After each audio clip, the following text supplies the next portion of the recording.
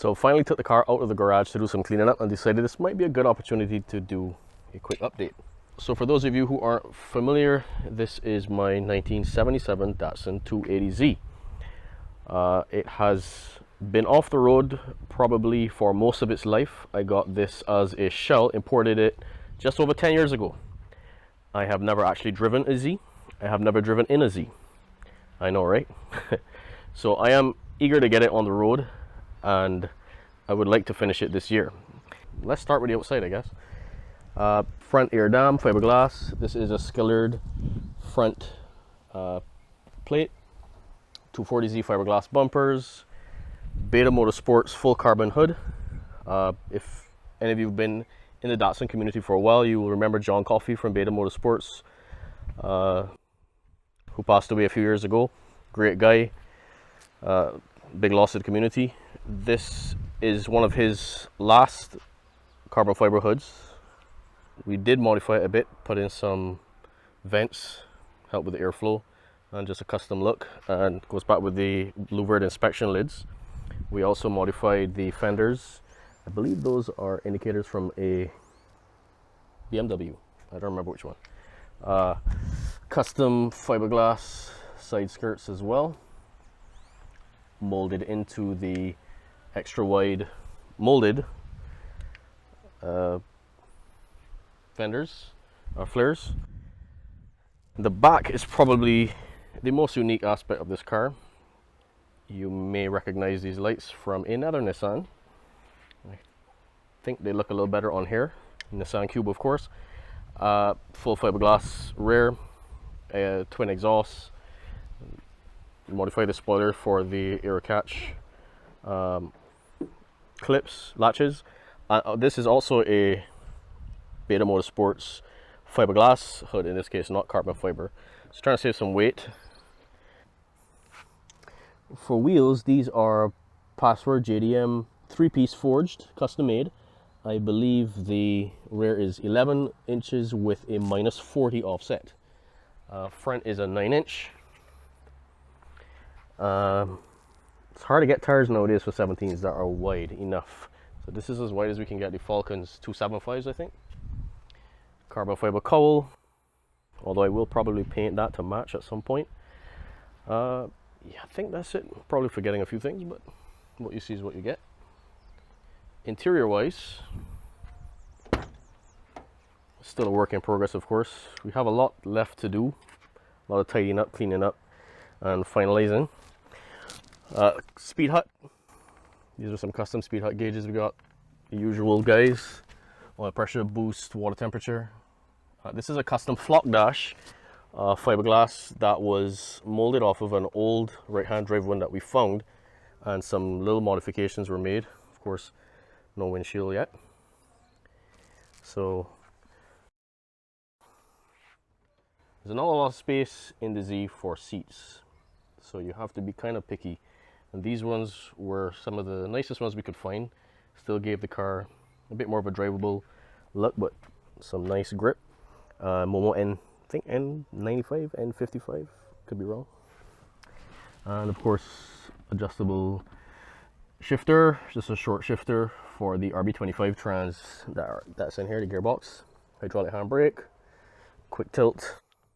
I think this is NRG. Makes getting out a little easier. And of course, this whole car was restored from top to bottom. When we first got it, the first things we did is strip the entire car and glass blast it. This has all been done pretty much by me and a friend. Miguel, where are you? You're supposed to be here. And yeah, so put on a rotisserie, glass blasted. We seam welded the chassis for a little more strength. Then we epoxy coated everything, Southern polyurethanes, epoxy, and just tidied everything up. You'll notice that it's pretty shaved. All of the indicators are gone. I forget what was even on here in the first place. The fuel flap, all those are clean. We did retain the handles. What else is there to notice on the inside? Well, obviously the console was also custom.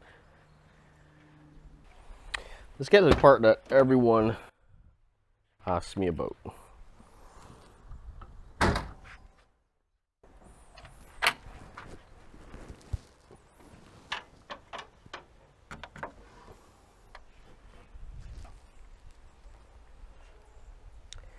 So it's a little untidy right now. Some wiring has to get cleaned up. Needs a good polish and clearing up. But this is a R33 RB26. The prices on these have got ridiculous over the last few years, so I'm glad I got it when I did. The engine itself is fully built. Manley rods, CP pistons, the whole valve train was upgraded from the freeze plugs right up, the block, everything. All the pulleys, harmonic dampener, the cam gears, Tomei cams. I slightly upgraded the compression ratio, I think it's a 9. Right now I do have twin turbos on it. These are GT2860Rs, although I will most likely be upgrading to a single before I hit the road. Maybe. Grady intake manifold. Mishimoto radiator and shroud. Custom intercooler bracket. Tomei fuel rail, air motive regulators. 300ZX brake booster. These engines are known to have oiling issues sometimes, so we do have a drain. We did put in the Tomei restrictors in the head, cleared up the cast from the head to the block, which is one of the issues you get from the factory. It has in a Tomei oil pump, which is probably the best you can find. So we're hoping that that is gonna take care of that. 1000cc injected dynamics, injectors. Well, there isn't much else to say. We did leave a little bit of the carbon showing. This is one of the lightest hoods I've ever had the pleasure of lifting up. Now under here we have the Techno Toy front and rear lower adjustable control arms, Techno Toy front tension rods, the Motorsport Auto upgraded front and rear anti-roll bars. All of the bushings were upgraded as well, energy suspension. Also ground control custom springs with the Beta Motorsports coilover sleeve kit, which we put on section struts. I think they're Tokico illumina adjustable shocks. Then in the rear we have the Arizona Z bar billet mustache, the mustache bar dog legs for the diff. For brakes, those are the Arizona Z car front Willwood 4-pot, the big brake kit they make, as well as the rear. But we did something a little different on the rear. These are, as you can see, we got dual calipers. So we did one completely independent for the hydraulic handbrake. I wanted it to be completely separate, not shared with the foot brake. So we did a custom brake bracket to allow the other side to bolt on, and that has worked out pretty well. Do have to test it, but so far so good. All of the lines in the car, the fuel lines and the brake lines, were upgraded to PTFE, well, Teflon braided lines. So the exhaust, of course, is a twin exit. It's full stainless steel, down from the twin turbos into single 3-inch MagnaFlow, single in, twin out muffler.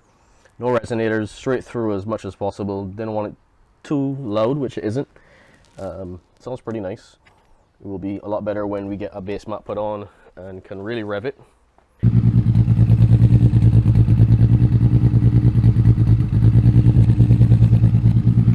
So for fueling, we kind of have that hidden away. This is a ATL 12-gallon wheel well cell.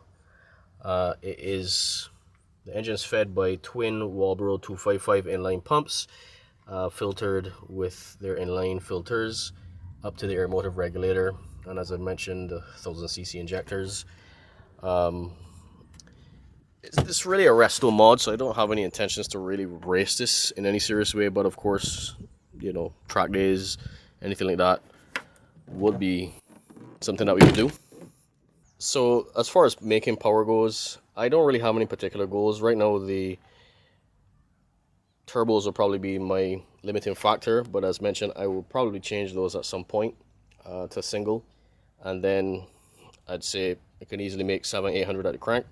which is more than I want for the purpose. As I said, it's not a race car, but it'd be nice to know that I am making some decent numbers. The potential's there. So yeah, that's pretty much it, guys. Please subscribe if you want to get more updates, if you want to learn more about it. I'm happy to answer any questions in the comments. Like and share and all that stuff. Really appreciate it. And I hope to see you on the road soon.